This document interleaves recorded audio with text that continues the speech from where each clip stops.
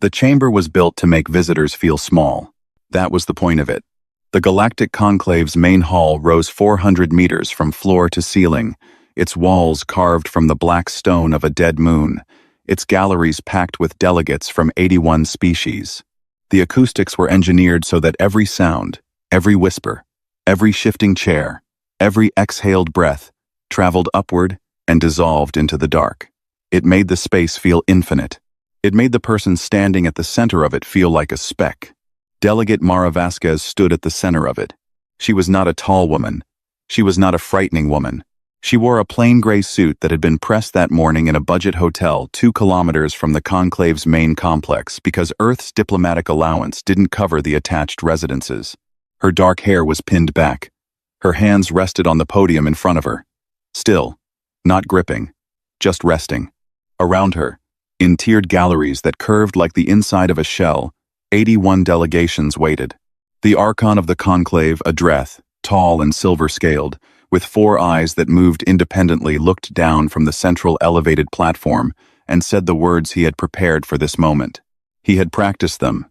They were meant to land with weight.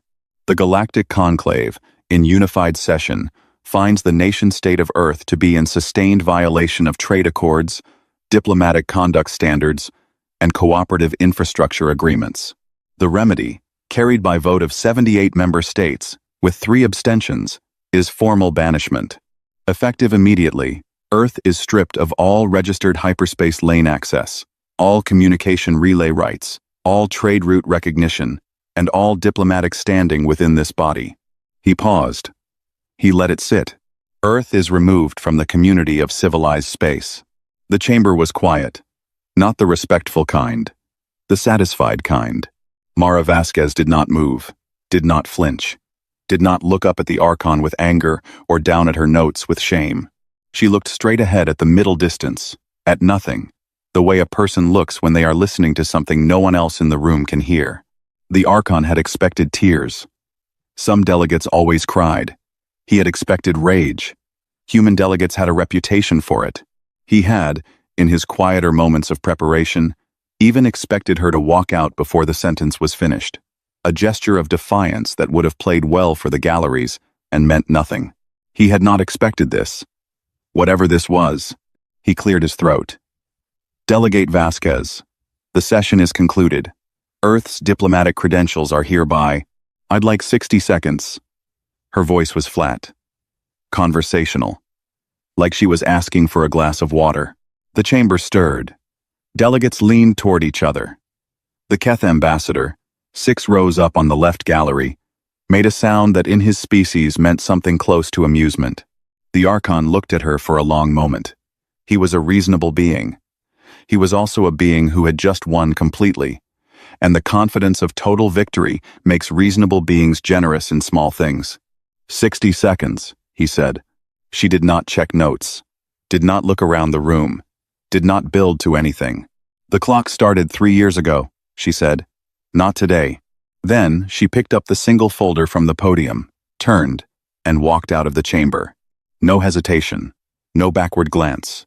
Her footsteps on the stone floor traveled up into the dark ceiling and dissolved. The chamber sat with it for a moment. Then the Keth ambassador made a different sound, the one that meant he thought the whole thing was sad. Several other delegations began the formal business of departure, filing out, consulting aides, moving on to the next item on a very full political calendar. The banishment of Earth was a footnote, a necessary correction, something to be recorded and forgotten. In the 7th gallery, the Veil delegation did not move. There were 4 of them. The Veil were old, not old the way individuals get old, but old the way a species gets old, the kind of old that accumulates in the eyes and makes every gesture deliberate. Their lead delegate, a narrow-framed being named Sereth of the 7th Fold, had not taken his eyes off Vasquez from the moment she entered. He had watched her through the entire session. He had watched the stillness of her, the patience of it. He had seen patience before. He had seen it in species that were resigned, species that had given up and were waiting for the humiliation to end. This was not that kind of patience. He turned to the junior member of his delegation and said, very quietly, in the Vael's own tongue, pull every Earth shipping manifest from the last 10 years. All of them. Tonight. The junior delegate looked at him. The session is over. Earth has been... Tonight, Sareth said. He looked at the empty space where Vasquez had been standing. The clock started 3 years ago. He had been in this chamber for 40 years. He had heard 10,000 speeches, 1,000 acts of defiance, 100 desperate last words from delegations losing everything. He had learned to hear the difference between a person saying something and a person reporting something. Vasquez had been reporting. Outside the conclave complex, in the wide gray plaza that stretched between the building's main entrance and the transit hub, Mara Vasquez walked at the same pace she always walked. Her aide, a young man named Torres, who had been with her for 3 years and had learned not to ask questions at moments like this, fell into step beside her without a word. They walked half the length of the plaza before Torres spoke. "They're going to think you lost your mind," he said, "or that you were bluffing." "Good," she said. "Were you?" She didn't answer immediately. Above them, the conclave's towers caught the last light of the system's star and threw long shadows across the plaza stones. "Pull up the relay station status when we get back to the hotel," she said. "I want current numbers from all 14 sites." Torres tapped his wrist communicator. "You really think they'll check the manifests?" "The Vial will," she said. "They're the only ones paying attention. And when they do?" She stopped walking. Just for a moment. She looked back at the conclave complex at its towers, its carved stone, its 400 years of accumulated authority, with an expression that was not hatred and not satisfaction, and not quite either thing. "Then they'll understand what I said," she told him. She turned back toward the transit hub and kept walking. Somewhere in the conclave's legal registry filed quietly, 3 years prior, on a Tuesday, by a small law firm on Earth that specialized in obscure interstellar statutes, a petition sat in an automated queue. Ticking. Sareth of the Seventh Fold did not sleep that night. This was not unusual for him. The Veil didn't sleep the way most species did. They rested in long, shallow intervals, their minds never fully going dark, always processing, always sorting. It was what made them good analysts. It was also what made them deeply unpleasant at social gatherings. He sat in his delegation's quarters with a screen in front of him, and 10 years of Earth shipping manifests, spreading out like something that had no clean edges. The junior delegate, whose name was Preeth, sat across from him and watched him work with the specific kind of patience that young people develop when they are trying to learn from someone who doesn't explain himself. "Talk me through what you're seeing," Preeth said. After an hour of silence, Sareth pointed at the screen. Earth filed 412 asteroid survey claims in the last decade. Routine. Scattered across uninhabited systems. No one looked twice because asteroid surveys are boring, and Earth was always filing things. They're a paperwork species. It's one of the things the conclave found annoying about them. And 31 of those survey claims are in locations that make no geological sense for asteroid mining. Wrong stellar positions. Wrong debris field compositions. No viable mineral yields. He pulled up a star map. But if you plot them as communication relay points, he connected the 31 dots. Preeth stared at the map. The dots formed a web.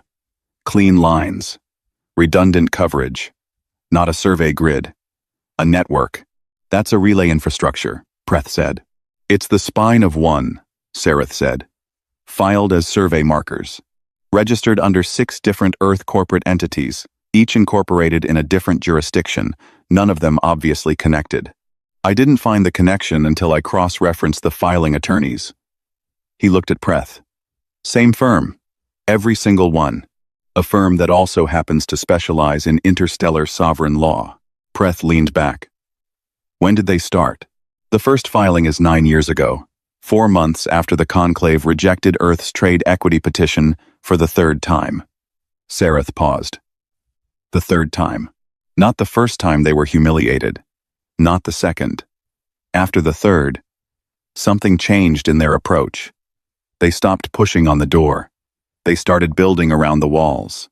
He pulled up a second layer of data. Pilot licensing records, cross-referenced with Earth's civil aviation equivalent. Cross-referenced again with deep space navigation certifications filed through conclave systems. 7 years ago, he said, Earth began a quiet expansion of its deep space pilot training program. The program's stated purpose was commercial shipping readiness. What it actually taught based on the curriculum modules, which are public record because Earth files everything, was gravitational drift navigation. The ability to chart a course through hyperspace without lane codes. Without conclave-issued lane codes, Preth said. Without any external codes at all. Self-derived. From scratch. Sareth set down the stylus he'd been holding. Do you know how long it took the VL to develop independent hyperspace navigation? After we achieved our first faster-than-light transit? Preth thought about it. 200 years? 230. With help from the Dravathi, who gave us access to their baseline charts. He looked at his junior delegate. Earth did it in 6 years. From first principles. Alone. While simultaneously attending every conclave trade summit and filing every required diplomatic report and behaving every visible way like a species that still needed the system to survive. The room was quiet. Outside the window, the conclave city's night traffic moved in slow lanes overhead, freighters and diplomatic shuttles running conclave-registered transponders, paying conclave tolls, following conclave routes. They were performing dependence, Preth said. They were performing dependence, Sareth confirmed. Every concession they made at the trade table bought them another 6 months of not being looked at too closely.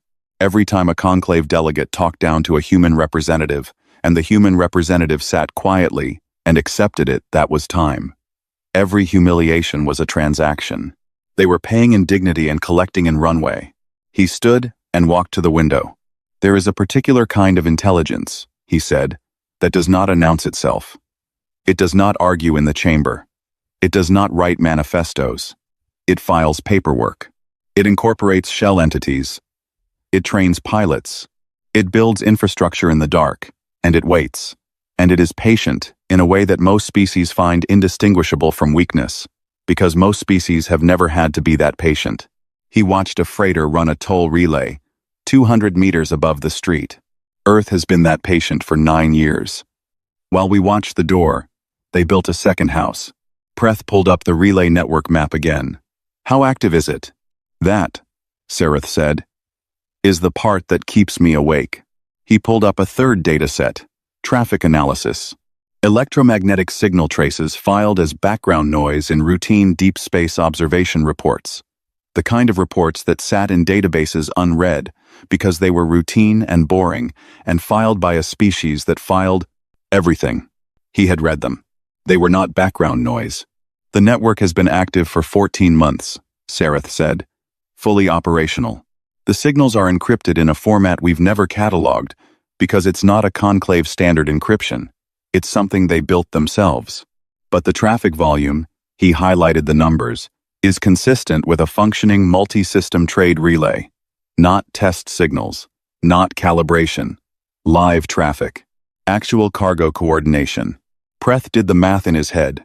14 months of active operation. The banishment vote had been 3 months in planning. They were running the network before the vote, Preth said. Before they even knew for certain the banishment would happen. They knew, Sareth said. They filed that legal petition 3 years ago. They knew the vote was coming. They prepared for it the way you prepare for weather, not by trying to stop it, but by making sure when it arrives, you're already dry. He closed the screen. His eyes, all 4 of them, settled into the middle distance. We need to bring this to the Archon in the morning. He won't want to hear it. No, Sareth agreed. He will want very much not to hear it, which is exactly why we have to make sure he does. Preth looked at the dark relay map on the screen. 31 dots, each one filed as nothing, each one meaning everything. What do we tell him? Sareth picked up his stylus again, turned it over once in his fingers. We tell him that the ceremony today was not a punishment, he said. We tell him it was the moment they stopped needing to pretend. 6 months after the banishment, the Conclave's Economic Monitoring Division produced a report that no one wanted to sign their name to. The analyst who wrote it, a Keth named Vrasa, methodical and deeply uncomfortable with what her own numbers were telling her, submitted it without a cover memo, without summary conclusions, without any of the usual framing language that made bad news easier to receive. She simply attached the data and sent it upward through the system, and then went to lunch and tried not to think about it. The report said, in the flat language of economic metrics, that Earth was thriving, not surviving, not limping along on pre-banishment reserves, thriving. In the 6 months since being cut off from every registered trade route, every communication relay, every diplomatic channel the conclave operated, Earth's economic output had grown by 34%. Its shipping volume measured by the only metric still accessible to conclave observers, which was gravitational displacement tracking, had increased. Its cargo transit times had dropped. Earth was faster without the conclave than it had ever been with it. Vrasa came back from lunch and found 3 messages from senior officials asking if the numbers were correct. She replied to all 3 with the same 2 words. They are. The thing nobody in the conclave had fully accounted for, the thing that felt obvious in hindsight, the way things always do, was what the conclave's own system had actually cost Earth to be a part of. 40 years of membership fees, graduated by GDP equivalent, and consistently argued upward by species who sat on the fee-setting committee and happened to also be Earth's trade competitors. 30 years of route licensing costs a fee charged per registered hyperspace lane per fiscal cycle. The rate set by a subcommittee that Earth had never once held a seat on. 2 decades of inspection levies, applied to every Earth-flagged vessel at every conclave toll relay, at a rate that the conclave's own charter described as standardized, and which was, in practice, 40% higher for non-founding species. Add the diplomatic tribute schedules. Add the technology sharing assessments. Add the administrative compliance costs for the 417 separate regulatory frameworks that conclave membership required a species to maintain internal bureaucratic structures to satisfy. The number, run cleanly, came out to between 19 and 23% of Earth's total economic output every year. For decades, banishment had not cut Earth off. It had cut the weight off. The ships running on human-laid deep lanes paid no toll relays because the toll relays were conclave infrastructure, and Earth wasn't using conclave infrastructure anymore. The cargo coordination running through the 31 relay stations filed as asteroid surveys moved without inspection stops, without licensing checks, without the 48-hour hold periods that conclave compliance required at border transition points. The pilots trained on gravitational drift navigation flew routes that were, in several cases, measurably shorter than the registered conclave lanes, because the registered lanes had been drawn to route traffic through toll-heavy systems, and Earth's self-derived charts followed physics instead of economics. It was faster. It was cheaper. It was, in every measurable way, better.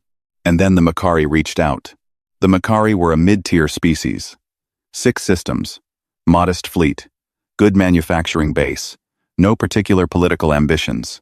They had voted for Earth's banishment because they voted with the majority on most things. It was their political strategy, and it had kept them safe for 200 years. They were not cruel about it. They simply did not think of Earth often, and when they did, it was in the vague category of species that were more trouble than they were worth. 3 months after the banishment, a Makari trade envoy named Sathar sent an unofficial message to Earth's.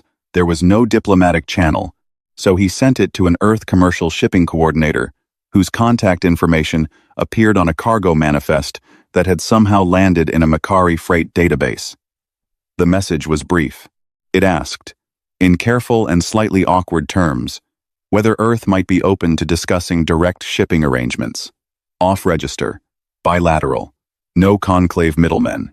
The response from Earth's side came within 4 hours. Yes. Terms attached. Review at your convenience. The terms were simple, clean.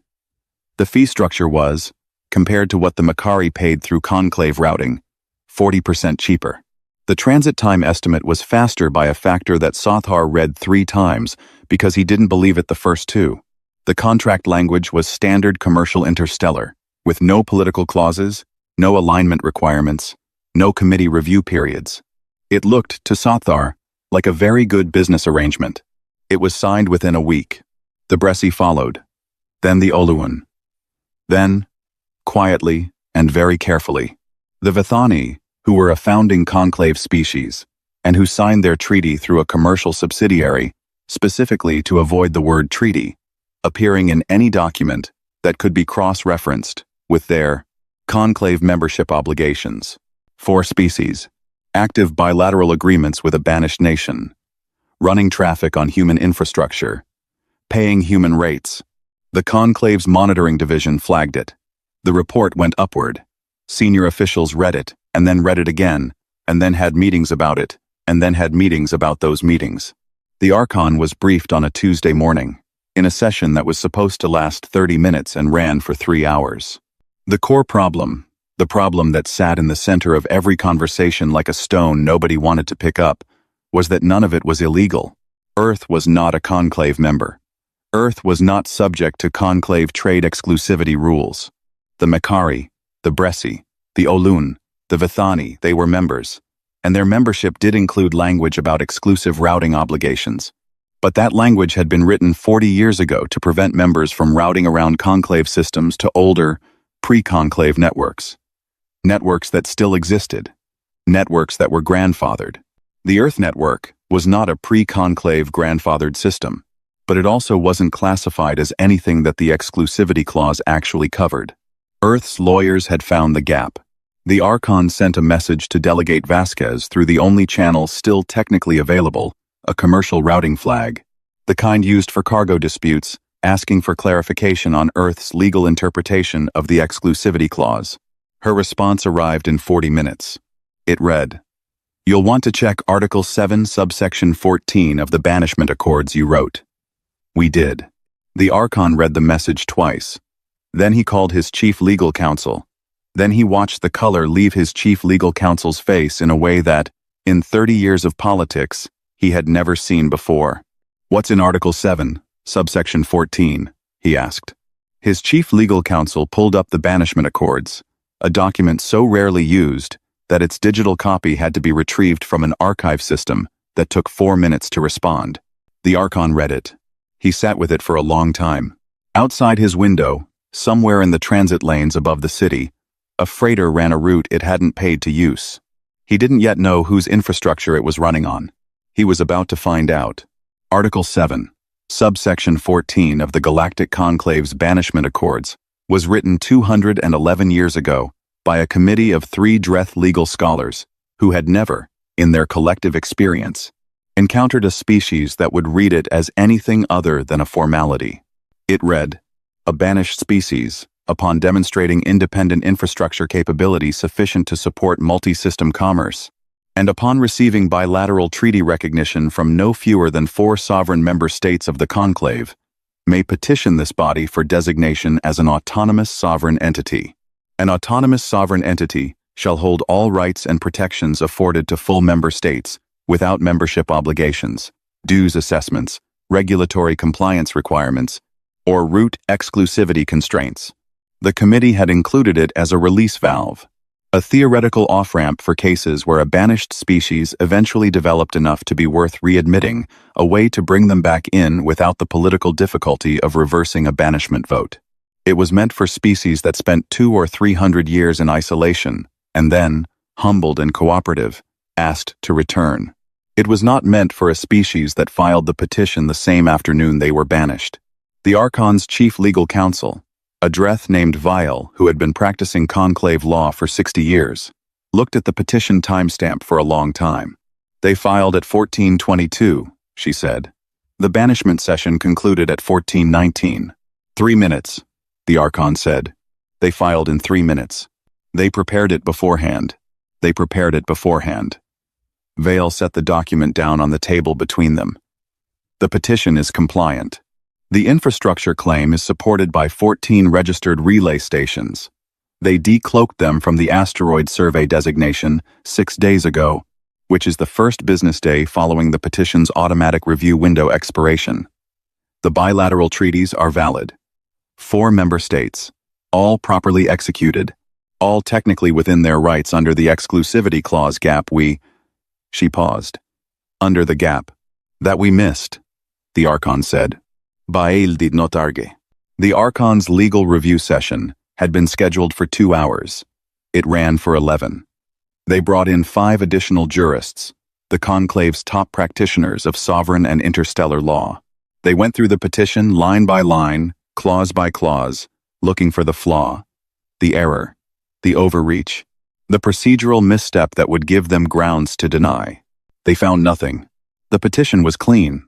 It was, in the careful and slightly dry assessment of the senior jurist brought in from the conclave's independent review body, the most precisely constructed legal document submitted to this body in the last 40 years. Every requirement in subsection 14 was met with documentation so thorough that challenging any individual element would require disproving evidence that Earth had been building for the better part of a decade. 3 of the 5 jurists asked to review the filing attorney's credentials. All 3 came back with the same answer. A small firm on Earth, 11 lawyers, founded 17 years ago, specializing exclusively in obscure interstellar sovereign law. The firm had filed hundreds of routine documents with the conclave over the years: survey registrations, commercial cargo flags, compliance reports, background noise, the kind of filing that sits in an automated queue and gets processed by a system that doesn't read, only sorts.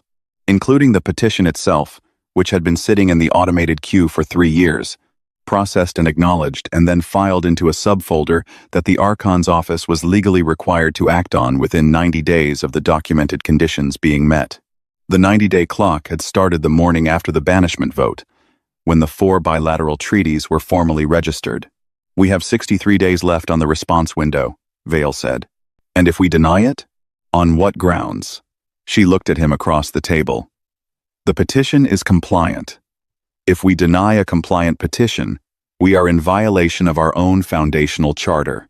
The Vithani alone could bring a constitutional challenge that would consume this body for the next 20 years.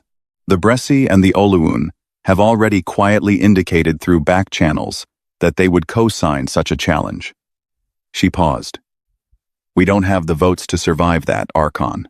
"We don't have the votes," he repeated. He said it the way a person says something when they are hearing it for the first time, even though it has been true for a while. The chamber outside the legal review room was quiet. It was late. Most of the conclave complex had emptied out into the city's night corridors. Through the long windows, the transit lanes were sparse, a few freighters running their registered routes in slow, lit arcs across the dark. "How many species are in active negotiation with Earth right now?" the Archon asked. Vale consulted the monitoring report on her screen. 7 confirmed. 3 more preliminary. She hesitated. Sereth of the 7th Fold submitted an analysis this afternoon. He believes the number will be 14 within the next fiscal cycle. Possibly more. 14. His projection model has a strong track record. The Archon was quiet for a moment. He was thinking about the way Vasquez had walked out of the chamber, the folder under her arm, the even pace of her footsteps, the 60 seconds she had spent not arguing, not begging, not even performing defiance, just reporting a fact. The clock started 3 years ago. She knew, he said. It was not a question. She knew before we called the vote, Vial said. The petition was filed on the assumption that the vote would happen. They didn't know for certain, but they prepared as if they did, which means they understood us well enough to know it was coming regardless of what they said or did. So they stopped trying to prevent it and started using it. Using it as the trigger event. The moment the banishment took effect, the exclusivity clauses stopped applying to Earth. The moment the exclusivity clauses stopped applying, the bilateral treaties became legally clean. The moment the treaties were clean, the petition conditions were met. She looked at him. They designed a sequence, and they waited for us to start it. Outside, a freighter crossed the window's frame and disappeared into the dark. The Archon looked at the petition on the table. 11 lawyers in a small office on Earth, filing boring paperwork for 17 years. Survey claims, cargo flags, compliance reports, 1 petition, 3 years in a queue. He thought about the conclave's founding documents, the pride of them, the weight of 400 years of accumulated authority. He thought about the 81 species that had voted in his chamber, the galleries full of delegates, the ceremony of it. And then he thought about Mara Vasquez in a budget hotel 2 kilometers from the complex, pressing her gray suit, going over relay station numbers with a young aide. Schedule a full session, he said, We ratify the petition. Vielle nodded. She had known that was where this was going. She had known since she saw the document. And the public statement? She asked. He looked at the window. At the transit lanes. At the freighters running routes that were no longer, it turned out, entirely his to control. Tell them we are honoring our foundational commitment to sovereign rights under interstellar law. He stood. Don't editorialize. She didn't ask what he meant. She was a good lawyer. She understood the difference between what a statement said and what it meant. What it meant was, we had no choice. But they would not be saying that part out loud. The ratification session lasted 4 hours and was, by the standards of the Galactic Conclave, remarkably quiet. There was no real debate. The jurists had done their work. The charter language was clear. Several delegations gave brief statements, the kind of statements that filled time without saying anything, the political equivalent of a held breath. The Keth ambassador, who had made the sound of amusement in the chamber 3 years ago, made a different sound now. It translated roughly as someone who had bet on the wrong outcome and was being dignified about it. When the vote came, it was 61 in favor, 12 against, 8 abstentions. Earth's autonomous sovereign status was ratified. Delegate Mara Vasquez was not in the chamber. She had not been invited. Banished species did not attend conclave sessions, and Earth had not rejoined. The decision was transmitted to her office through a commercial routing flag, the same channel the Archon had used to reach her 3 weeks prior. She was on the observation deck of Station Meridian 7 when Torres brought her the notification. Meridian 7 was the largest of Earth's 14 relay stations. It had been built over 6 years by a construction crew that filed its work permits as deep space maintenance operations. It had been active for 14 months. It was, as of the ratification, flying Earth's flag openly. A flag that now, for the first time in Earth's history, represented a recognized sovereign entity operating outside the rules of any larger body. The observation deck was a long, curved corridor with a clear composite wall that looked out into the void. Vasquez stood at the wall with a cup of tea that had gone cold while she read through the relay traffic reports. She did that most mornings. Not because she had to, she had a staff for that, but because she liked to know the actual numbers, the real ones, not summaries. Torres handed her the notification screen without a word. She read it, set the screen on the ledge beside her cold tea, looked back out at the dark. Below the station below, in the sense that Meridian 7's orientation placed it as below, which was arbitrary and meaningless, but felt right a freighter from the Macquarie, ran a human-laid lane without a conclave transponder active. Its drive signature was clean, and its cargo seal was Earth-certified, and it was running a route that was 9% shorter and 40% cheaper than the nearest equivalent registered conclave path. The Macquarie had 17 more scheduled for this week. The Bressie had 32. 3 more species, the Saloon, the Heveth, and a small but strategically positioned species called the Marath, whose home system sat at a critical junction point in the northern freight corridor, were in the final stages of bilateral negotiations. Their lawyers had been in contact with Earth's small 11-person firm for the past month. Torres stood beside her and looked at the same dark and said nothing for a while.